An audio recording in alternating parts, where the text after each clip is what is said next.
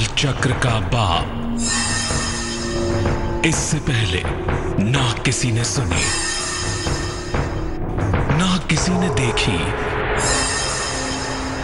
इतनी सटीक भविष्यवाणी। चाल चक्र।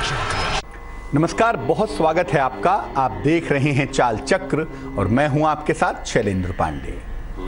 आज एक ऐसे विषय की बात करेंगे जिस विषय से हम या तो जुड़े हुए हैं या उस विषय से जुड़ना चाहते हैं। हर व्यक्ति चाहता है कि उसके ऊपर ईश्वर की कृपा बनी रहे और इसके लिए तमाम माध्यमों का, तमाम चीजों का सहारा लेता है।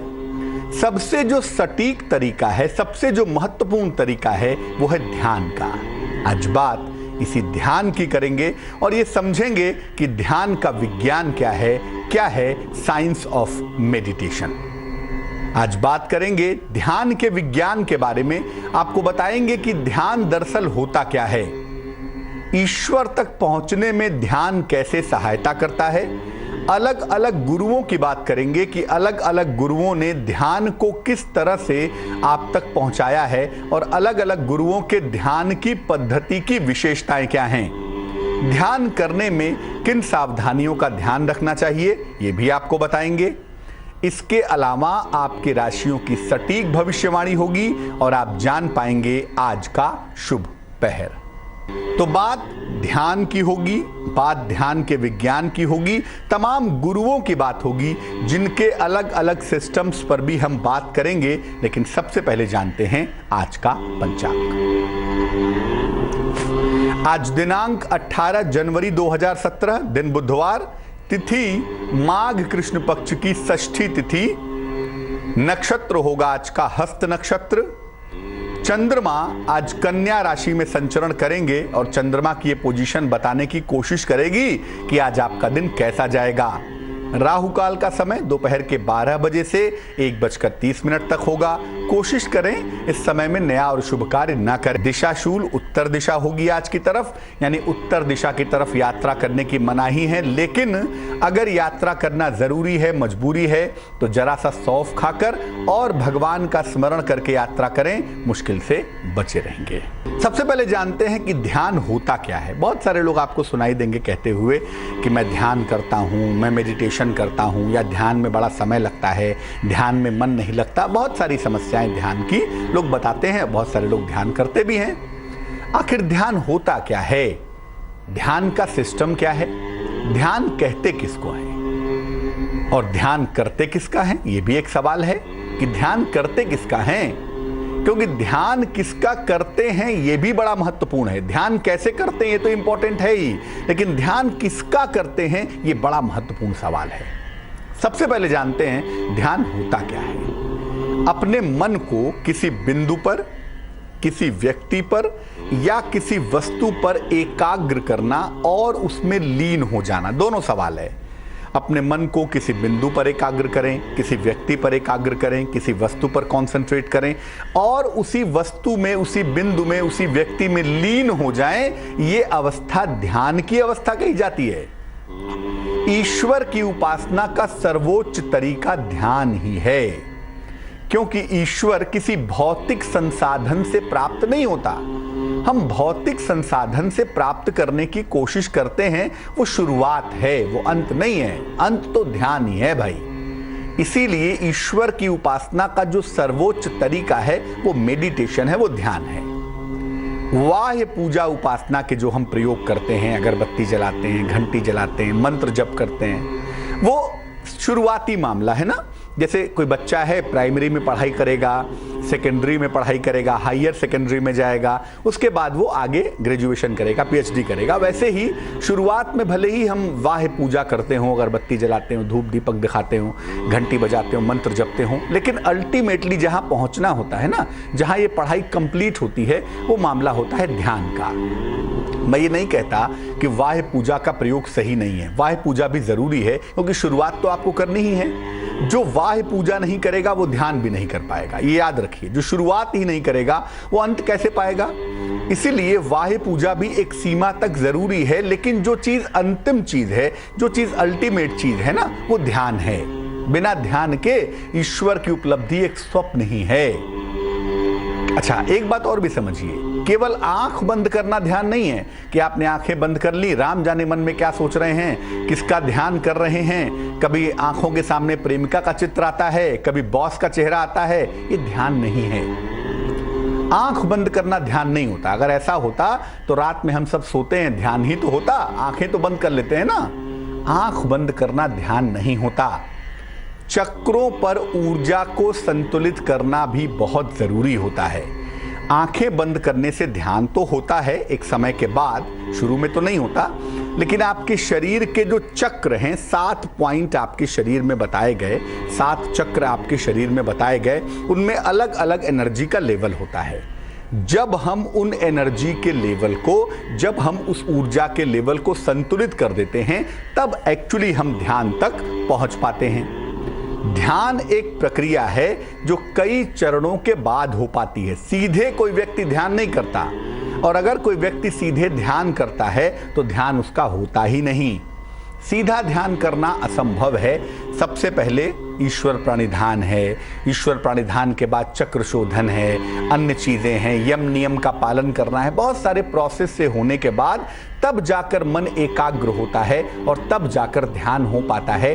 यानी कई स्टेप के बाद ही ध्यान होता है, एकदम से सीधा ध्यान कभी नहीं होता। अब कई चरणों में सबसे पहला जो काम होता है वो होता है मन को शुद्ध करना, और मन को शुद्ध करना इतना आसान नहीं होता। पहले चक्रों को ठीक किया जाता है, पहले चक्रों को शुद्ध किया जाता है और फिर ध्यान शुरू हो पाता है। जब व्यक्ति ध्यान में सिद्ध हो जाता है, जब व्यक्ति ध्यान में लीन होना शुरू कर देता है, जो कि अंतिम अवस्था है, तब जाकर उसको ईश्वर की सत्ता का अनुभव होता है। सीधा ध्यान में अनुभव नहीं होता। पहले ध्यान करेगा, ध्यान का अभ्यास करेगा, फिर ईश्वर की कृपा से ध्यान में लीन होगा, और जब ध्यान में लीन होगा तब ईश्वरी सत्ता का अनुभव होगा। और जब ध्यान में ईश्वर की सत्ता का अनुभव होता है तो इस अवस्था को कहते हैं समाधि। समाधि में चले गए, ध्यान कर रहे हैं, समाधि में लीन है, 2 दिन तक आंखें नहीं खुल रही है। ये जो समाधि की अवस्था है ये चरम अवस्था है, मैक्सिमम स्थिति है, और ध्यान की अंतिम अवस्था भी यही है। इस देश की बड़ी अनूठी बात यह है, बड़ी अद्भुत बात यह है कि तमाम गुरु और तमाम आचार्य इस देश में प्रकट हुए, उनका जन्म हुआ, वो आए और उन्होंने ध्यान की अलग अलग विधियां बताई। ये बड़ी अनूठी बात है। इस देश में एक से एक गुरुओं और आचार्यों ने जन्म लिया और उन्होंने ध्यान की पद्धतियों पर बहुत काम किया, लेकिन याद रखिए सबके ध्यान का उद्देश्य एक ही है, ईश्वर की अनुभूति। जैसे कोई ट्रेन दिल्ली जा रही है, अब आप एसी के डब्बे में बैठ जाएं, आप 3rd क्लास में बैठें या 1st क्लास में बैठें, किसी भी डब्बे में बैठ जाएं तो आप पहुंचेंगे दिल्ली ही। इसीलिए जो अलग अलग गुरुओं की ध्यान की पद्धति है, किसी भी पद्धति को अगर ईमानदारी से अपनाएं, अगर ईमानदारी से आजमाएं, तो निश्चित रूप से आप वहीं पहुंचेंगे जहां सब पहुंचते हैं। रामकृष्ण परमहंस कहते थे, जैसे सारी नदियां समुद्र में मिलती हैं, वैसे ही अलग अलग ध्यान की पद्धतियां भी एक ही जगह पहुंचाती हैं, जो रास्ता है ईश्वर का। अलग अलग गुरुओं की ध्यान की पद्धति क्या है, इस पर भी एक एनालिसिस करते हैं कि अलग अलग गुरुओं ने ध्यान की कैसी पद्धति दी है और उसकी खासियत क्या है, उसका ब्यूटिफिकेशन क्या है। सबसे पहले जानते हैं एक ऐसे आचार्य के बारे में जिनके बारे में लोग विवाद भी पैदा करते हैं, लेकिन उन आचार्य की योगदान की बात बहुत अनूठी है। बहुत योगदान किया उन्होंने, और उनका योगदान, उनका दर्शन, उनके ध्यान के तरीके पूरे वर्ल्ड वाइड में एक्लेम किए जाते हैं, पूरे विश्व में उसकी मान्यता है। उनका नाम है ओशो, जिनको रजनीश भी कहा जाता है। उनके अनुयायी उन्हें भगवान रजनीश कहते हैं। दुनिया में सबसे सरल और प्रचलित ध्यान की जो विधि है वो ओशो ने बताई है। सबसे इजीएस्ट वे ऑफ ध्यान जो है, सबसे सरल तरीका जो ध्यान का है, सबसे प्रचलित तरीका जो ध्यान का है, ये ओशो ने बताया है, रजनीश ने बताया है। और उसको इन्होंने कहा ये सक्रिय ध्यान है, जो उनका सिस्टम है ऑफ मेडिटेशन है, जो उनके ध्यान का तरीका है, उसको उन्होंने सक्रिय ध्यान कहा। उन्होंने कहा कि जो ध्यान मैं बताता हूं वो सक्रिय ध्यान है और इसके 5 चरण हैं। जैसा मैंने पहले भी कहा ना, अलग अलग चरणों से पूरा होकर ही ध्यान होता है, सीधे ध्यान नहीं होता।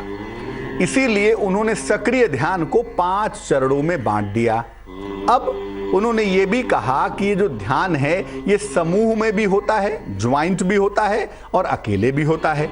लेकिन इनका कहना ये है कि जो सक्रिय ध्यान है ये समूह में ज्यादा प्रभावशाली होता है। अगर कंबाइंड तरीके से ध्यान किया जाए तो ज्यादा इफेक्टिव होगा, ज्यादा प्रभावशाली होगा।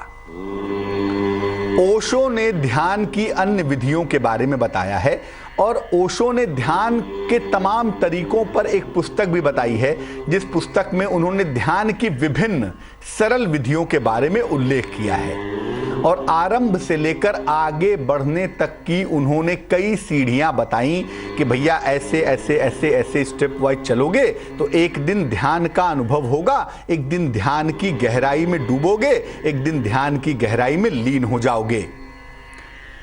ओशो का जो ध्यान है वो ज्यादातर हर पक्ष को लेकर चलता है। वो केवल ये नहीं कहता कि आंख बंद करके बैठो सुबह शाम 2-2 घंटे ध्यान हो जाएगा, नहीं, वो उसके तमाम पूरक पार्ट पे भी ध्यान देता है, जैसे रंगों का प्रयोग, सुगंध का प्रयोग और नृत्य संगीत के प्रयोग पर भी ओशो ध्यान देते हैं। इसीलिए उनके ध्यान में रंग, सुगंध, नृत्य और संगीत, इन चीजों पर भी विशेष जोर दिया गया है। इनके ध्यान में जो चक्र हैं उनको बताया गया कमल के फूल के समान। 7 चक्र हैं मोटे तौर से शरीर में। उन्होंने अलग अलग चक्रों का अलग अलग रंग बताया और हर चक्र पर एक अलग रंग का कमल का फूल बताया। यानी वो कहते हैं कि जो चक्रों का आकार होता है वो कमल के फूल के समान होता है। रजनीश की बात हो गई, भगवान बुद्ध की बात करते हैं। और यकीन मानिए वर्तमान में जिस व्यक्ति ने ईश्वर को ध्यान से पाने का मार्ग बताया उस व्यक्ति का नाम है बुद्ध, भगवान बुद्ध। अनूठी बात, ध्यान को रिवाइव कर दिया उन्होंने। जो ध्यान खो गया था, जो ध्यान नष्ट हो गया था, जो ध्यान की तमाम अद्भुत प्रक्रियाएं गायब हो गई थी, उनको जिसने रिजुविनिएट किया, उसको जिसने दोबारा से इस सृष्टि को वापस बता दिया, उनका नाम बुद्ध है। बुद्ध ने जो तरीका बताया उसको कहते हैं अष्टांग योग। पतंजलि योग सूत्र में भी इसकी व्याख्या की गई, लेकिन बुद्ध ने अष्टांग योग के माध्यम से 8 चरणों के माध्यम से ध्यान का मार्ग बताया। अष्टांग योग 8 अंग के माध्यम से ध्यान का रास्ता बताया। बुद्ध ने आचरण से, व्यवहार से और जीवन दर्शन के माध्यम से ईश्वर की उपलब्धि के लिए कार्य किया, ईश्वर की उपलब्धि के बारे में बताया। जो बुद्ध का ध्यान का मामला है, जो बुद्ध के ध्यान की पद्धति है, इसमें जो चक्र होते हैं वो चक्के की तरह होते हैं। व्हील जानते हैं ना, व्हील, चक्का जिसको कहते हैं। तो बुद्ध के ध्यान पद्धति में जो चक्र हैं वो व्हील की तरह हैं, वो चक्के की तरह हैं और इन पर फोकस करके आप अपनी आत्मा को, अपने मन को शुद्ध करते हैं और 8 चरणों से होते हुए आप ध्यान तक पहुंच जाते हैं। बुद्ध की जो ध्यान पद्धति है वो मूलतः कुछ और थी और अब बहुत सारी चीजें इसमें घुल मिल गई हैं। तो जो ओरिजिनल पार्ट ऑफ बुद्ध ध्यान है, जो बुद्ध भगवान का ओरिजिनल ध्यान का मामला है, अब ये बहुत सारी पद्धतियों में घुल मिल गई है, ओरिजिनल फॉर्मेट में नहीं रह गई। इसमें बहुत सारी पद्धतियां घुल मिल गई हैं। इसका ओरिजिनल हिस्सा थोड़ा कम है, कम लोगों को मत पता भी है।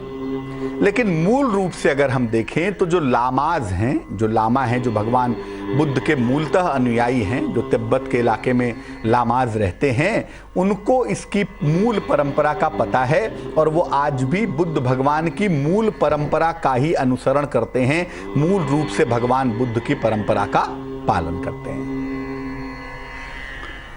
अब हम जिस परंपरा की बात करेंगे वो परंपरा ज्यादा पुरानी नहीं है और वो परंपरा नवीन भी है और विश्व में काफी विख्यात भी है, काफी पॉपुलर भी है। उस परंपरा के जो सृजनदाता हैं, जो जनक हैं, उनका नाम है योगानंद। परमहंस योगानंद इनको कहते हैं। परमहंस योगानंद ने ध्यान की जिस विधि का दुनिया भर में प्रचार प्रसार किया, जिस विधि को दुनिया भर में बताया, वो ध्यान की पद्धति है क्रिया योग। वो ध्यान की पद्धति जिसका परमहंस योगानंद ने दुनिया भर में प्रचार प्रसार किया, वो पद्धति है क्रिया योग की पद्धति। मूल रूप से क्रिया योग पद्धति का जो आविष्कार था, उसका आविष्कार किया था एक महान गुरु ने, जिनका नाम है बाबा जी महाराज। बाबा जी महाराज ने क्रिया योग की ध्यान पद्धति को शुरू किया। उन्होंने श्यामाचरण लाहिड़ी महोदय को बताया, श्यामाचरण लाहिड़ी जी ने युक्तेश्वर महाराज को बताया और युक्तेश्वर महाराज ने उसको आगे ट्रांसफर किया योगानंद तक, और योगानंद ने उसको विश्वविख्यात कर दिया, क्रिया योग पद्धति को वर्ल्ड वाइड पहुंचा दिया। उनका नाम था परमहंस योगानंद। इस पद्धति में भी कई चरणों के बाद ही ध्यान तक पहुंचने का अवसर मिलता है। मैं फिर कहूंगा, ध्यान कभी भी डायरेक्ट नहीं होता। सबसे पहले मन और शरीर को साधने का प्रयास किया जाता है, क्योंकि बिना मन और शरीर को साधे हुए आप ध्यान कर लें ऐसा हो ही नहीं सकता। इसीलिए कई चरणों के बाद ही ध्यान तक पहुंचने का अवसर मिलता है। और अगर हम देखें तो क्रिया योग पद्धति जो है वो तमाम ध्यान पद्धतियों का अनूठा संगम है, अनूठा संयोग है। क्रिया योग पद्धति में बहुत सारी ध्यान की विधियों को मिलाकर एक बेहतरीन पद्धति बनाई गई है, और आज भी योगानंद जी के जो आश्रम हैं वहां से आप इसकी विधियों को जानकर ये क्रिया योग पद्धति सीख सकते हैं और ध्यान में जा सकते हैं। अब हम जिस पद्धति की बात करने वाले हैं, जिन महापुरुष की बात करने वाले हैं, अगर हम एक्चुअली में कहें तो ध्यान का जो सबसे गहन हिस्सा है, ध्यान की जो सबसे मूल बात है, जो ध्यान एक्चुअली ईश्वर तक पहुंचाता है, उस ध्यान का जिसने आविष्कार किया और तमाम पद्धतियों को जिसने एकदम नया कर दिया, जिस पद्धति में एक्चुअली ईश्वर का अनुभव होना गारंटीड है, उस पद्धति का आविष्कार भगवान आनंद मूर्ति जी ने किया था। इनके अनुयायी भी इन्हें भगवान श्री श्री आनंद मूर्ति कहते हैं। और आपको बता दूं कि आनंद मूर्ति जी ने ध्यान की सबसे महान पद्धति का आविष्कार किया है। आनंद मूर्ति जी ने बहुत सारी ध्यान की पद्धतियों का सृजन भी किया और विकास भी किया। सृजन इसलिए किया क्योंकि उनके अंदर कैपेसिटी थी ध्यान पैदा करने की। वो कैपेसिटी हर आदमी के अंदर नहीं होती, वो कैपेसिटी केवल महाकौल के अंदर होती है, जो उनके अंदर गुण थे। इसीलिए उन्होंने ध्यान की पद्धतियों का सृजन भी किया और ध्यान की पद्धतियों का विकास भी किया। भगवान शिव के द्वारा दिया हुआ ध्यान, भगवान कृष्ण के द्वारा दिया हुआ ध्यान और बुद्ध भगवान की ध्यान पद्धतियों को दोबारा जिसने जीवित कर दिया और उसको कंबाइंड करके एक अनूठा काम कर दिया, वो काम सिर्फ भगवान आनंद मूर्ति जी ने किया।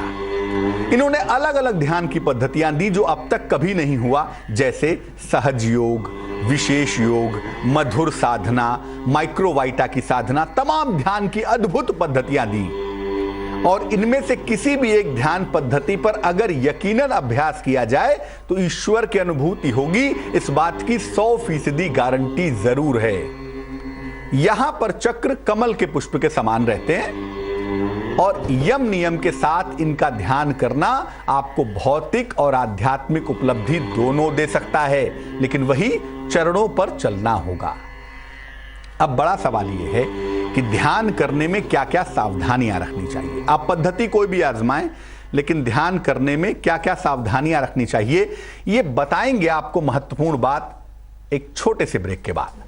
ब्रेक के बाद आएंगे तो ये भी बताएंगे कि आपकी राशियों की स्थिति कैसी रहने वाली है और आज का शुभ पहर कैसा है। लेकिन सबसे महत्वपूर्ण बात, ध्यान की सावधानियां क्या हैं, जरूर देखिएगा। हमने आपको ध्यान के विज्ञान के बारे में बताया और तमाम गुरुओं और आचार्यों की ध्यान पद्धति के बारे में भी आपको जानकारी पहुंचाई।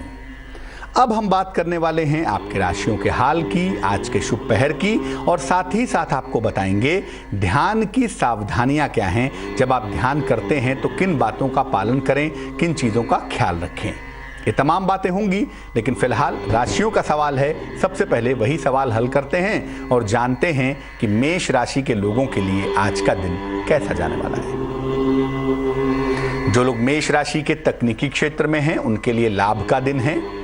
किसी प्रिय व्यक्ति से भेंट भी होगी आपकी, और कोई रुका हुआ अगर काम है आपका तो निश्चित रूप से पूरा होगा। शुभ रंग आपका पीला रहेगा और भाग्य आपका साथ निभाएगा 90%। वृष राशि, परिवार में समस्याओं की संभावना है, क्रोध पर नियंत्रण बनाए रखें। नौकरी में थोड़ी दिक्कतें आ सकती हैं, इसलिए नौकरी के मामले में लापरवाही ना करें। शुभ रंग हरा होगा और भाग्य होगा 87%।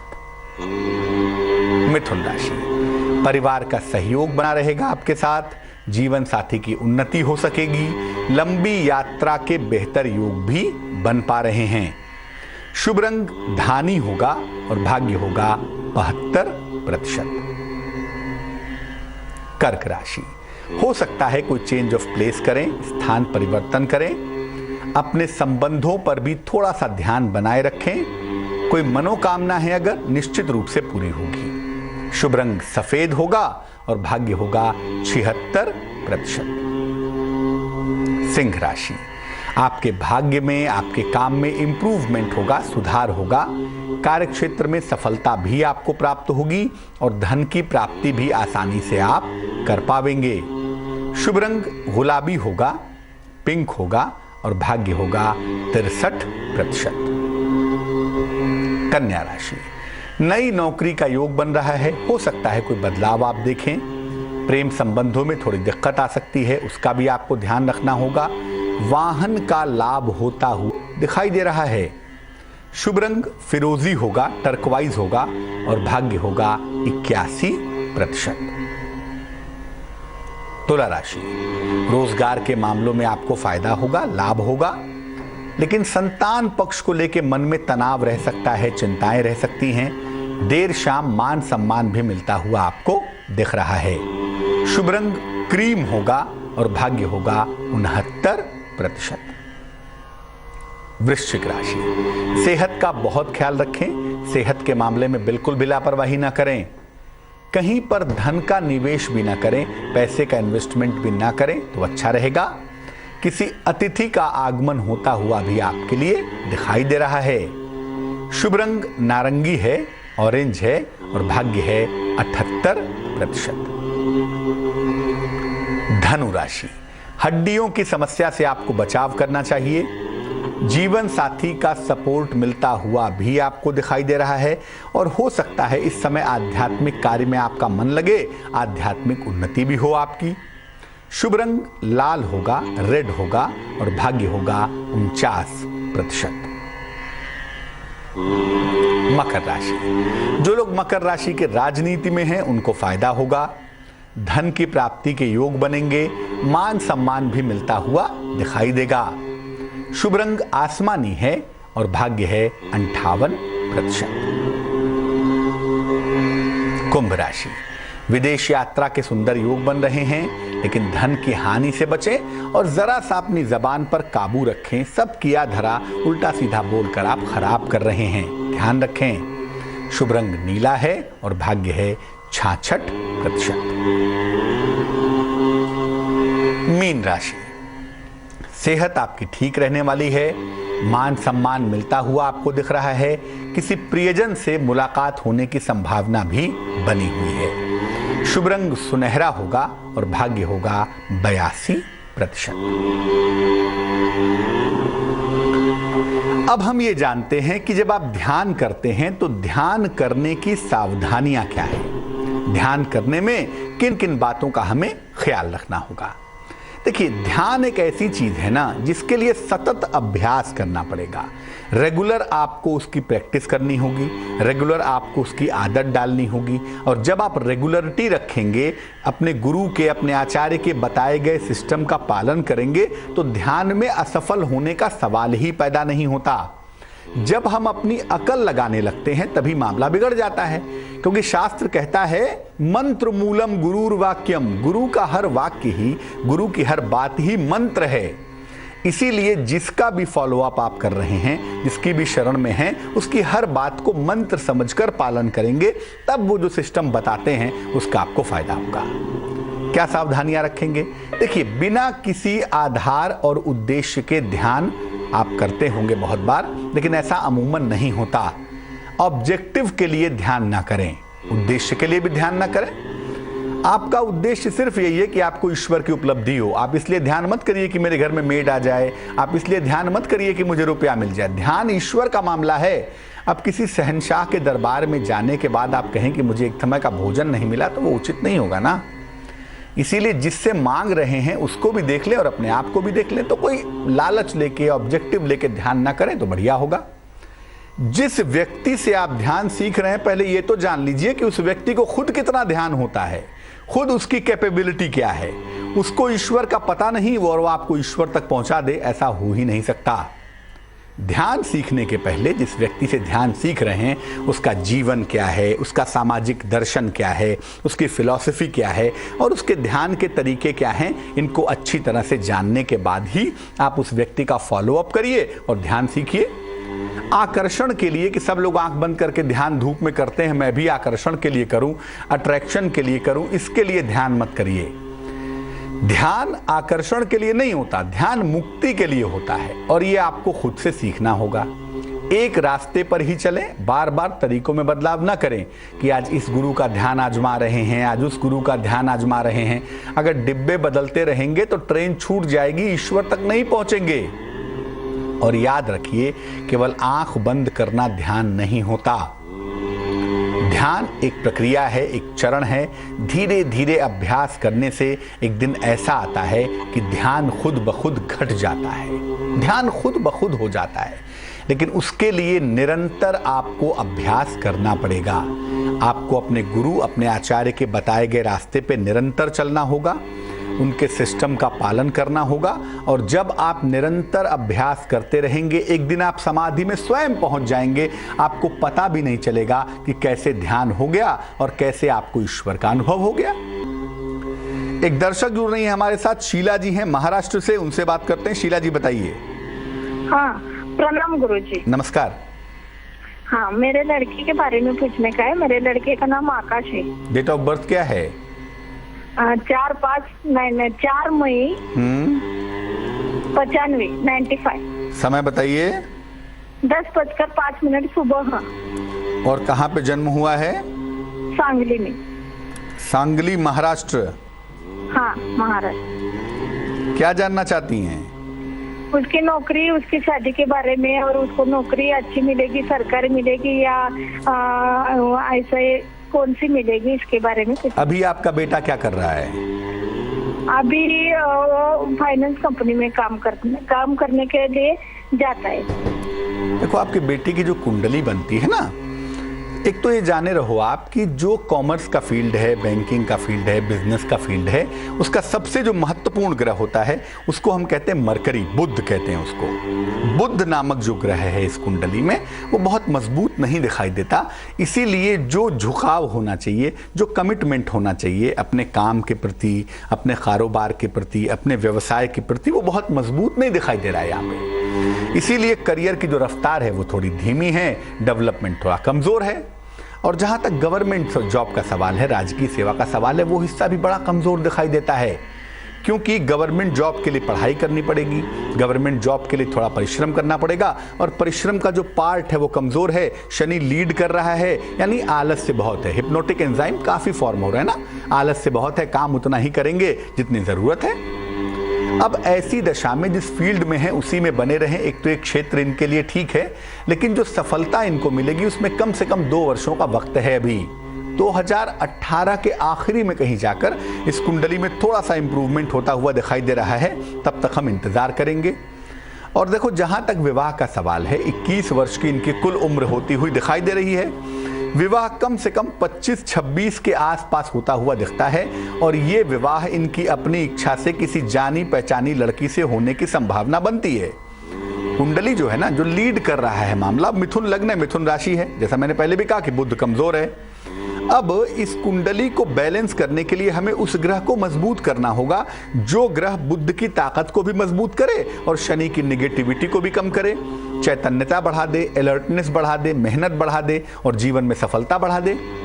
इनको एक पन्ना पहनाएंगे ना, तकरीबन 6-7 रत्ती का एक पन्ना चांदी की अंगूठी में सीधे हाथ की छोटी उंगली में बुधवार की शाम को पहना देवे। और दूसरा काम ये करें, रोज सुबह सूर्य देव को जल चढ़ाएं। मंगल नीचस्थ है, और सूर्य को जल चढ़ा के वहीं पे खड़े होकर या बैठ के हनुमान चालीसा का पाठ करें। ये 2 काम करने की जो सलाह है वो मैं इस कुंडली में दूंगा, जिससे सुधार होगा। चीजों में जल्दबाजी बिल्कुल ना करें, आराम से करियर की तरफ आगे बढ़ने दें, सफलता मिलेगी। और विवाह में किसी तरह की जल्दबाजी ना करें तो बेहतर रहेगा।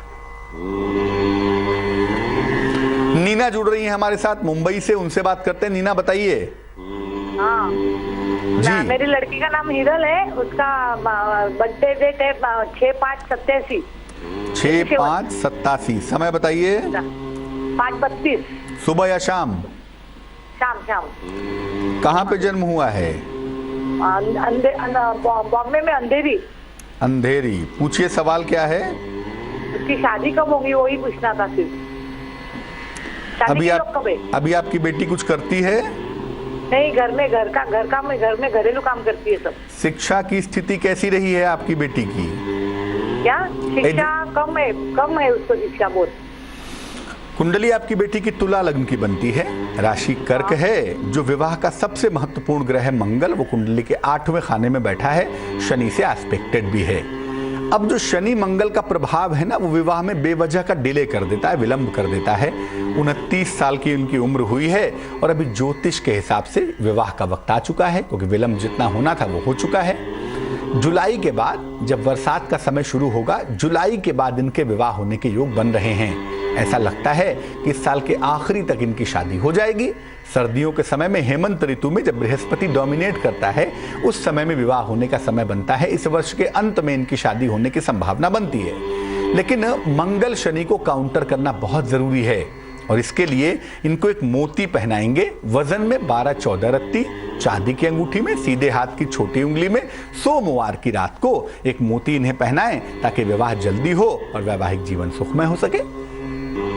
तो आज हमने ध्यान की बात की और ये जाना कि ध्यान की पद्धतियां क्या हैं और ध्यान की सावधानियां क्या हैं। जान लेते हैं अब क्या है आज का शुभ पहर। आज का शुभ पहर है शाम को 7 बजे से रात को 8:30 तक। इस समय में भगवान गणेश को हरी इलायची, कम से कम 2 हरी इलायची अर्पित करें और उसे प्रसाद के रूप में ग्रहण करें। आपके आकर्षण में और आपके प्रभाव में वृद्धि होगी। फिर से नोट करें, आज का शुभ पहर है जिसमें ये उपाय करेंगे शाम को 7 बजे से रात को 8:30 तक। आज के लिए चाल चक्र में बस इतना ही। मुझे दीजिए इजाजत। आगे देखिए रिश्तों की कहानी संजय सिन्हा के साथ।